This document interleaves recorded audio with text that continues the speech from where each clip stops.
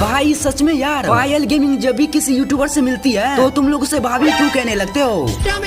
का सिस्टम। अरे ना भाई, ये कोई सिस्टम तो कतई नहीं है। पहले तुम लोग इस वीडियो को लाइक करो और चैनल को सब्सक्राइब करके मुझे ये कमेंट करके बताओ, अज्जू भाई की शादी पायल गेमिंग के साथ होना चाहिए या फिर चीकू गेमिंग के साथ? अगर तुम लोगों ने कमेंट करके बता दिया तो मैं तुम सबका सिस्टम समझ जाऊंगा। और हाँ, इसके बारे में पायल गेमिंग ने कुछ ऐसा बोला, मैं कोई भी क्रिएटर को मिलती हूँ तुम सीधा मुझे भाभी क्यों बना देते हो? सिस्टम है अज्जू भाई का सिस्टम। अब शादी करनी पड़ेगी, अब बहुत मतलब सीरियस मैटर हो गया है ये, मुझे हो गया है दोस्तों।